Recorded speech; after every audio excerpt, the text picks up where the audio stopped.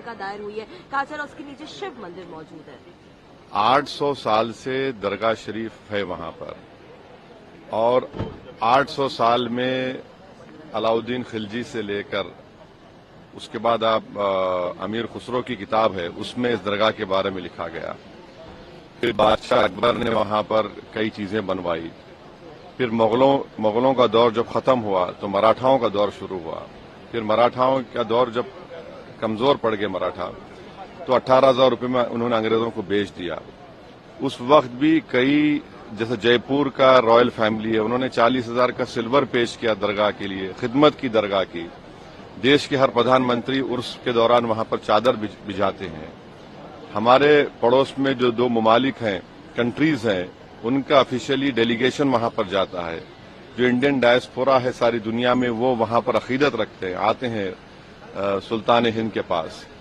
आज अचानक आप ये हरकत कर रहे हैं, तो सलीम चिश्ती की दरगाह नहीं है रहमतुल्लाह अलैह की, और ख्वाजा गरीब नवाज की दरगाह नहीं है। कहाँ रुकेगा बताइए? ये प्लेसेस ऑफ वर्शिप एक्ट 91 का क्या होगा? क्या अब डीवाईसी चंद्रचूड़ तो अब तो नहीं है, सीजीआई, क्या उनको अब ख्याल आ रहा है कि अगर वो उसको रोक देते?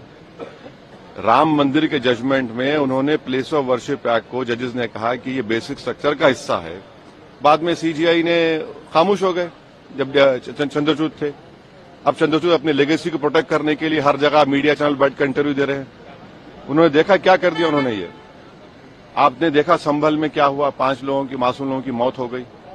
अब भारत सरकार को पार्टी बनाया गया, मिनिस्ट्री ऑफ माइनॉरिटी अफेयर्स को, एएसआई को। अब नरेंद्र मोदी की सरकार क्या वो कहेगी जिस पर नरेंद्र मोदी ने अपनी चादर बिछाई है बहैसियत प्रधानमंत्री, कि वो दरगाह है नहीं है?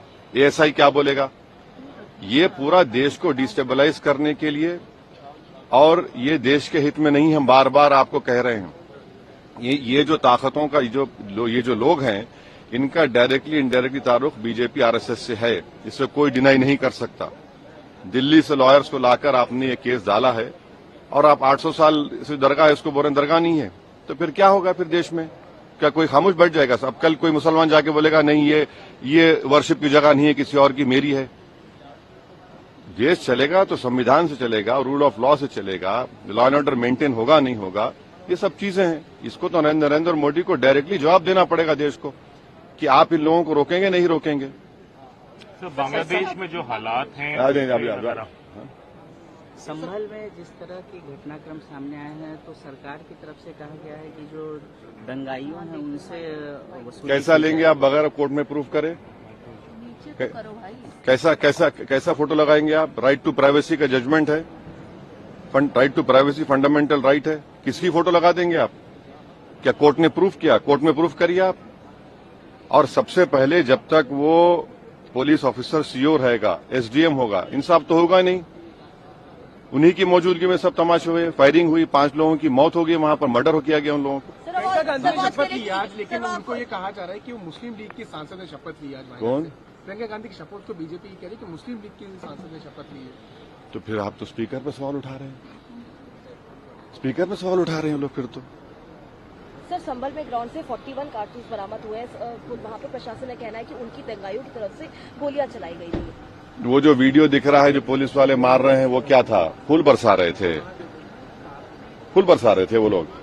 जो विजुअल्स हैं सारी दुनिया देख रही है, वो फूल बरसा रहे थे क्या? और आप उसको नया ट्विस्ट देते हैं हर थोड़े दिन को। वक्त पे आप लोगों ने और समय मांगा है एक्सटेंशन। अब देखिए, आज तो एजेंडे में आया है कि उसको मोशन लाया गया है। देखिए वो क्या, अभी तो बोलना है, देखने में जब आएगा 12 बजे पता चलेगा। बांग्लादेश इस्कॉन मंदिर के सीयर को उनको अरेस्ट किया गया है, और जिस तरह का घटनाक्रम आया, भाई भारत सरकार ने अपना जवाब दिया है, हम उसकी तायीद करते हैं। एमईए ने जो दिया है, सरकार की तरफ से क्या? और सरकार की तरफ से जो आया है, हम तो जब सरकार बोल रही है तो हमारी तरफ से बोल रही है ना, और क्या है।